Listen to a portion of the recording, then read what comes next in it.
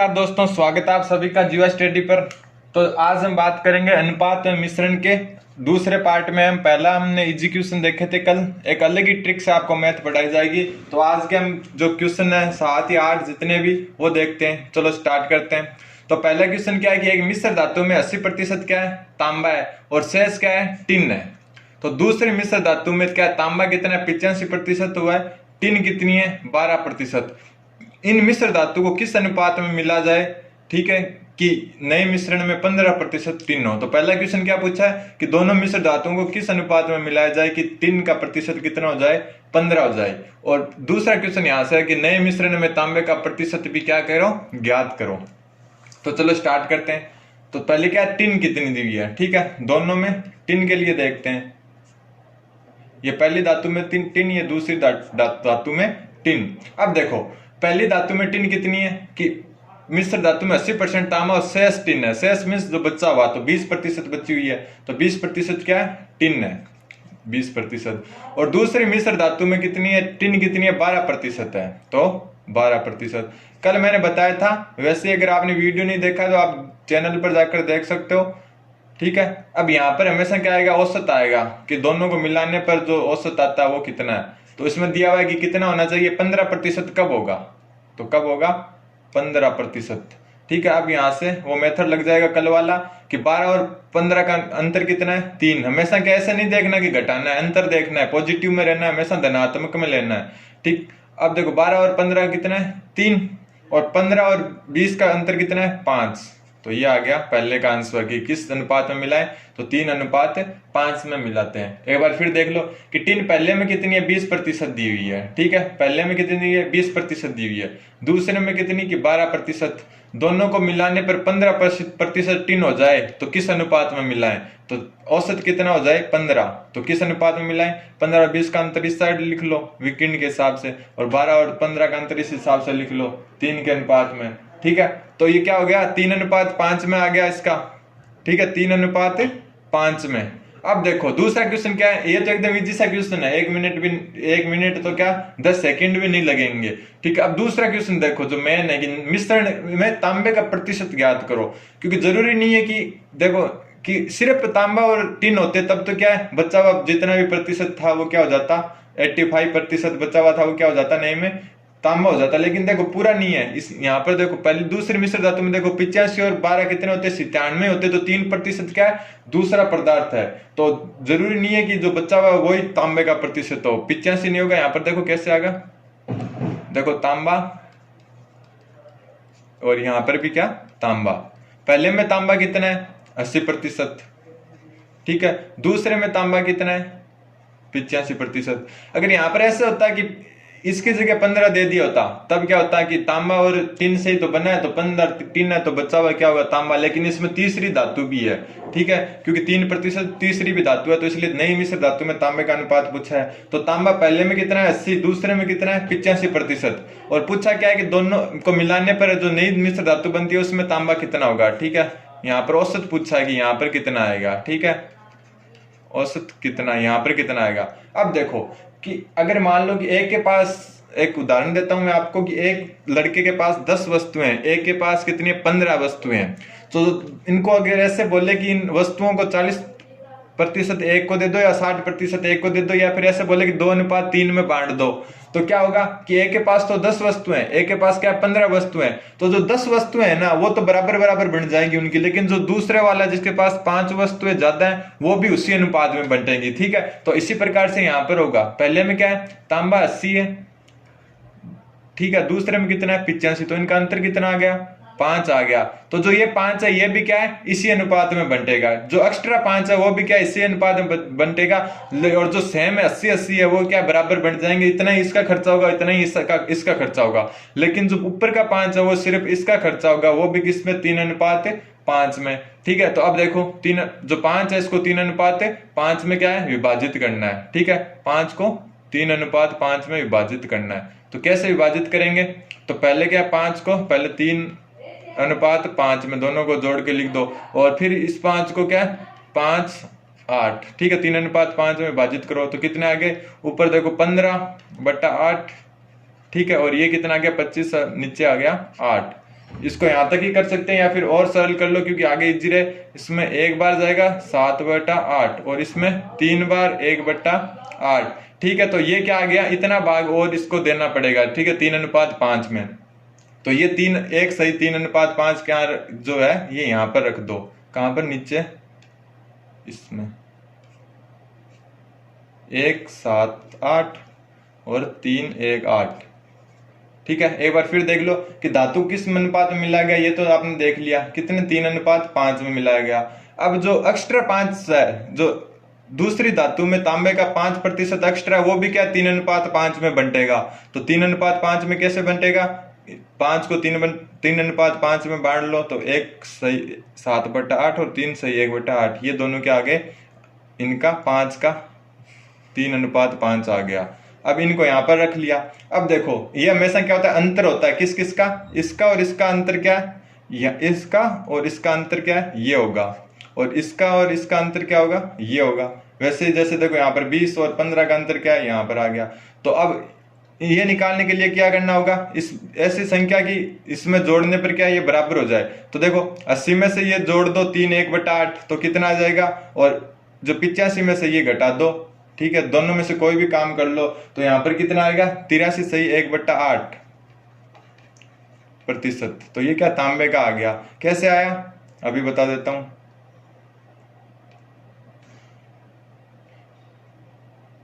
कैसे आया कि 80 में प्लस कर दो 3 सही 1/8 तो कितना आ गया, 83 सही 1/8।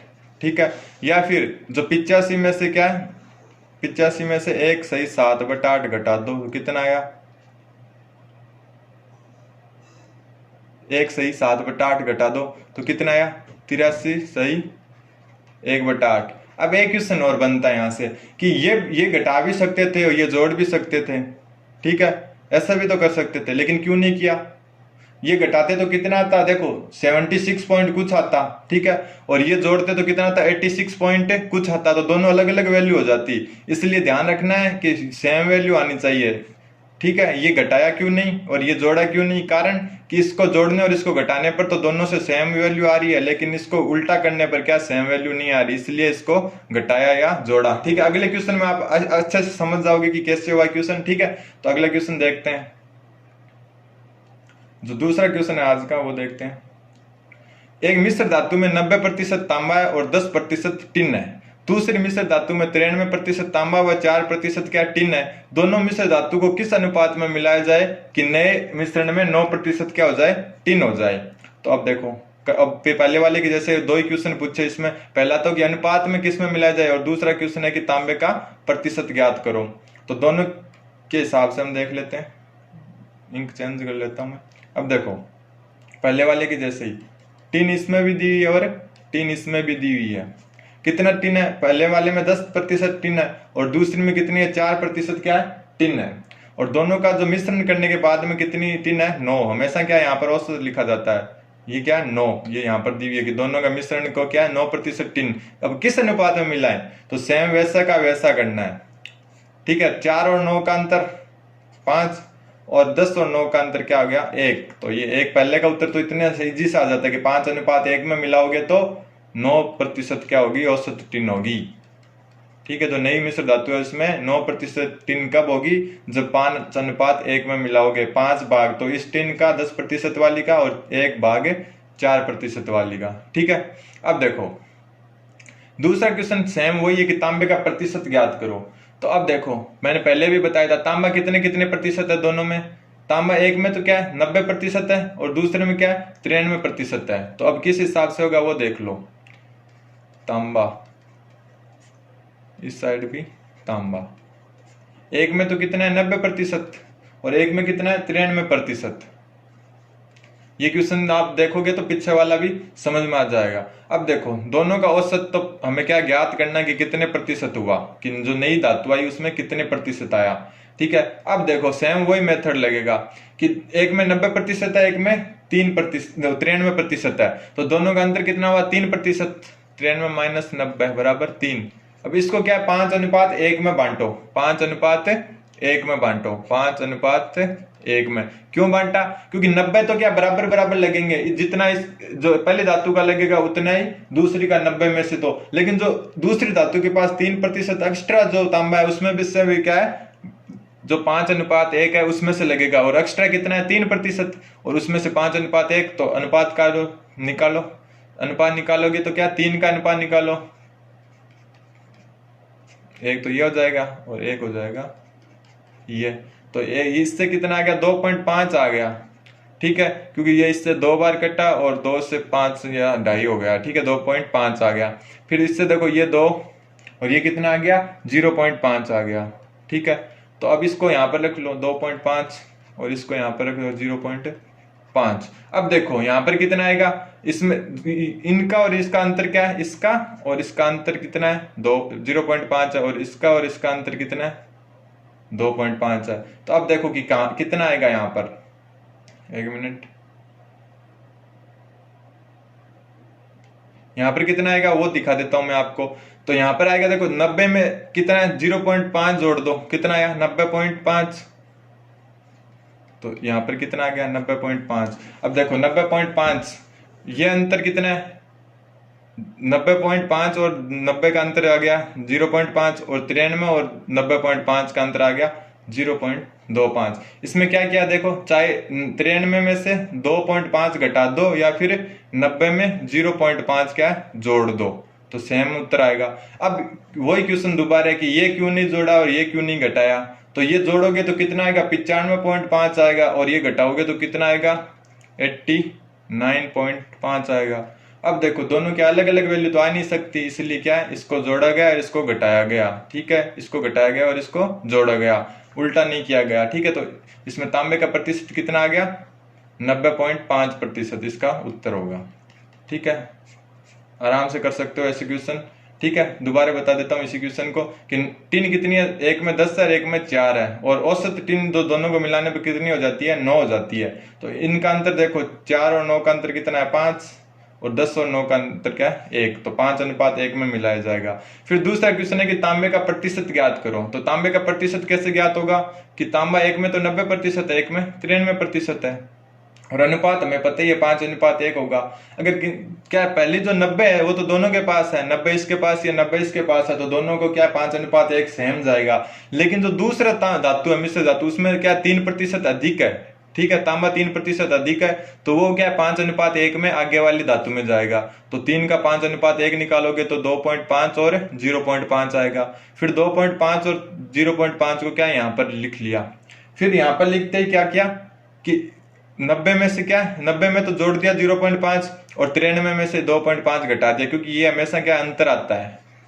ठीक है, तो आंसर क्या आ गया? 90.5। अब उल्टा ये क्वेश्चन उठता है कि अगर जो माइनस जो 2.5 को क्यों घटाया, इसको जोड़ भी तो सकते थे और इसको घटा भी तो सकते थे।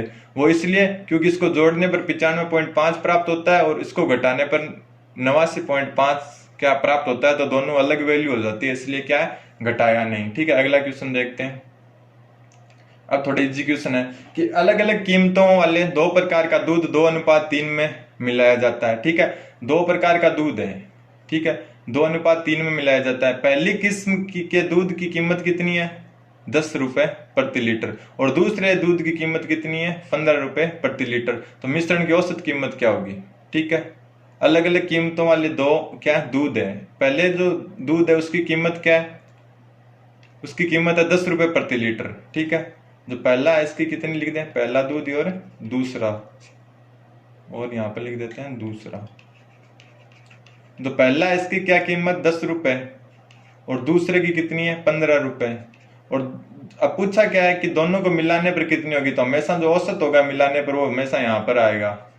ठीक है, अगर आपको ये जो मेथड समझ में नहीं आ रहा तो आप हमारा पहला वीडियो जरूर देखें, चैनल पर जाके लिंक भी दे दूंगा मैं नीचे डिस्क्रिप्शन में, उसमें मैंने बताया कि यहाँ पर कैसे आता है। ठीक है, यहाँ पर औसत आएगी, वही ज्ञात करने की औसत कीमत कितनी होगी। ठीक है, पहले और दूसरे को मिलाने पर यहाँ पर कितना आएगा वो करना है ज्ञात। यहाँ पर अनुपात पहले से दिया हुआ है, कितना? 2:3। ठीक है, 2:3 दिया हुआ है। अब देखो, तो 2:3 दिया हुआ है तो एकदम आराम से कर सकते हैं कि कब 2:3 किसका होगा वो भी ध्यान रखो। 2:3 जो पीछे वाले के जैसे ही। ठीक है, कि 10, 15 और 10 में अंतर कितना है? 5 का। ठीक है, अब 5 को 2:3 में बांटो, 5 को 2:3 में बांटो, तो 5 को 2:3 में बांटते क्या है, वही 2:3 ही रहने वाला है, इसलिए यहाँ पर क्या है, जो अनुपात है वही लिखा जाएगा। अगर इनका अंतर 10 होता, या इनका अंतर 10 होता, मान लो कि एक 25 होता, एक कितना होता, 15 होता, तब 10 अंतर होता, तब इसको 2:3 में बांटते तो कितना आता, 4 और 6 आता, तब यहाँ पर क्या लिखा जाता, 6 और 4 लिखा जाता। ठीक है, अब क्या अनुपात पहले से दिया हुआ है, और जो अनुपात दिया हुआ है उसी में जो एक्स्ट्रा है वो भी क्या है, सेम उसी अनुपात में, और उसी वैल्यू भी उसकी बराबर है जितना अनुपात है। अब देखो 10 और 3 का, 10 और इसका अंतर कितना है, 3, और 15 और इसका अंतर क्या है, 2। अब देखो यहाँ पर क्या आ सकता है, तो साफ साफ है, यहाँ पर कितना आएगा, 13 आएगा। ठीक है, 13 रुपए प्रति लीटर। क्यों आया 13, कि 10 में 3 जोड़ो 13, और 12 में से 2 निकालो तो 13। यहाँ पर हमेशा अंतर आता है कि इतना अंतर है। अब देखो 13 और 15 में 2 का अंतर है, 10 और 13 में 3 का अंतर है, ऋणात्मक धनात्मक से कुछ नहीं लेना।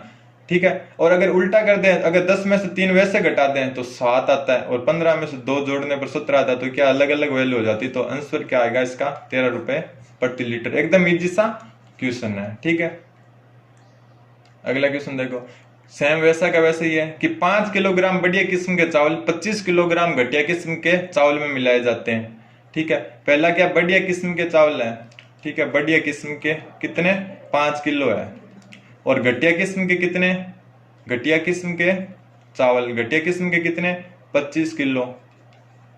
अब देखो काट दो, इसका इनका अनुपात क्या होगा, चावल का 1:5 होगा या नहीं, 1:5 होगा। अब देखो कैसे, देखो पहले जो बढ़िया किस्म के हैं, ठीक है, बढ़िया किस्म के जो चावल हैं उनका जो मूल्य वो 18 रुपए प्रति किलो है, और जो घटिया किस्म के चावल हैं, घटिया किस्म के, इनका वैल्यू कितनी है, 12 रुपए प्रति किलो।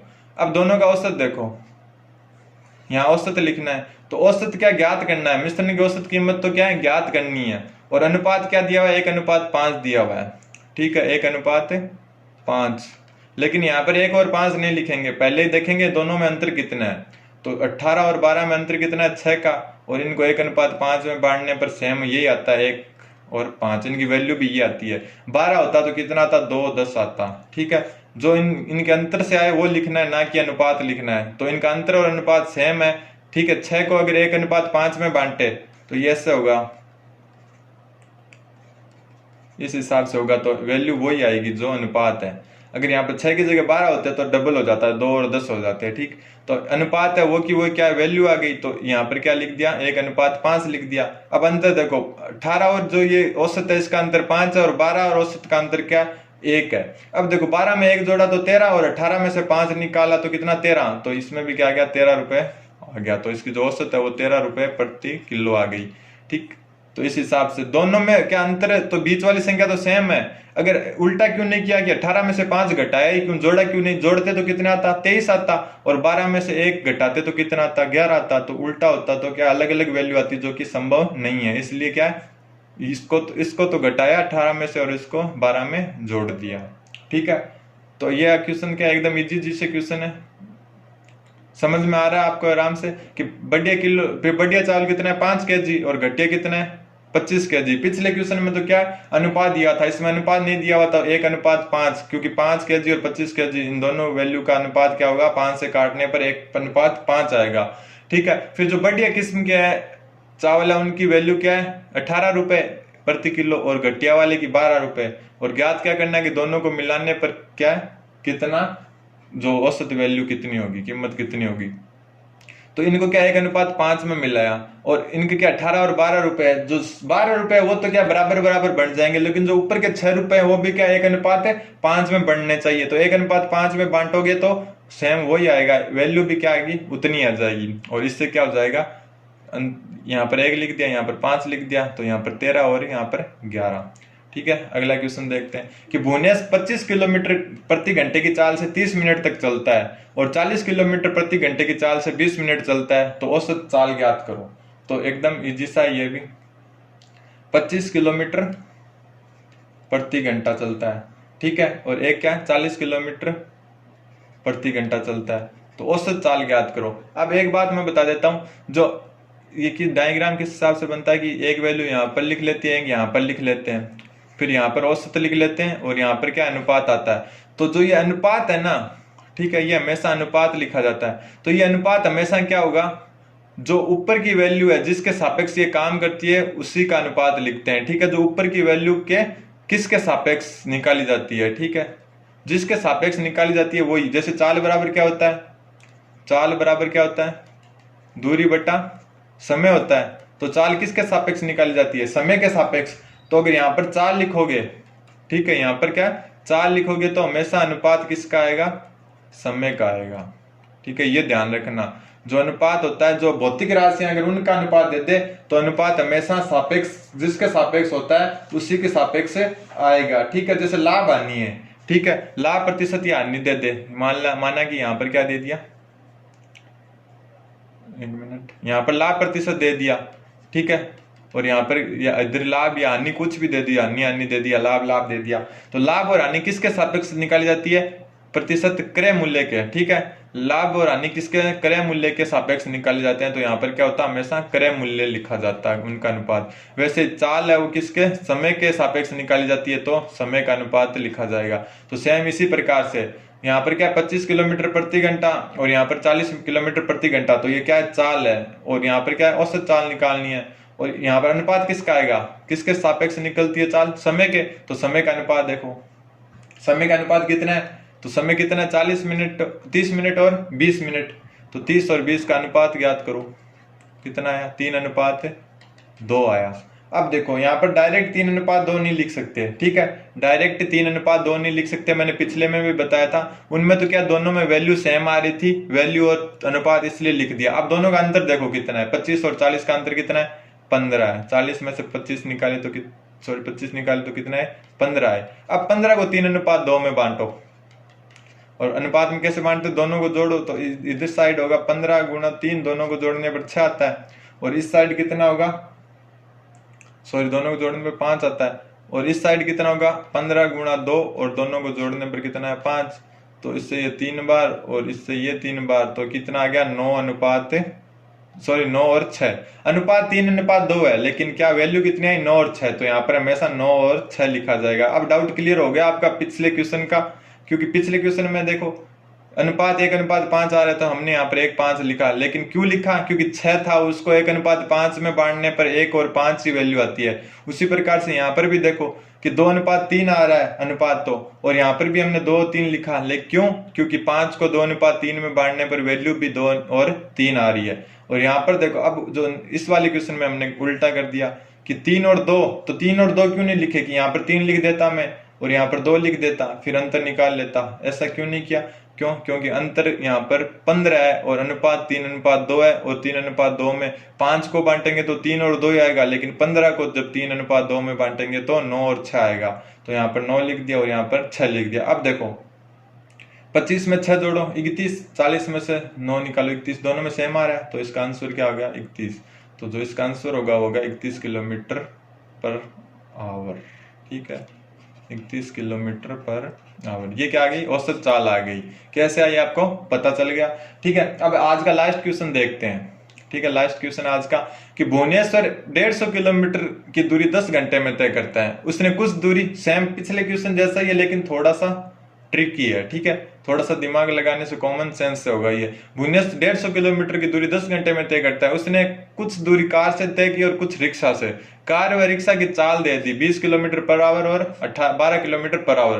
तो कार व, ठीक है, यहाँ पर कार व रिक्शा द्वारा तय की दूरी का अनुपात ज्ञात करो, ठीक है। पिछले में क्या दिया था, अनुपात दिया था, औसत पूछा था, इसमें क्या औसत दी हुई है, अनुपात पूछा है। ध्यान रखना किसका अनुपात पूछा है, दूरी का अनुपात, दूरी का अनुपात पूछा है। तो अब देखो पहले तो भुवनेश्वर की कुल चाल बताओ, 150 किलोमीटर दूरी, उसने चाल बराबर क्या होता है, दूरी बट्टा समय, ठीक है, दूरी बट्टा समय होता है।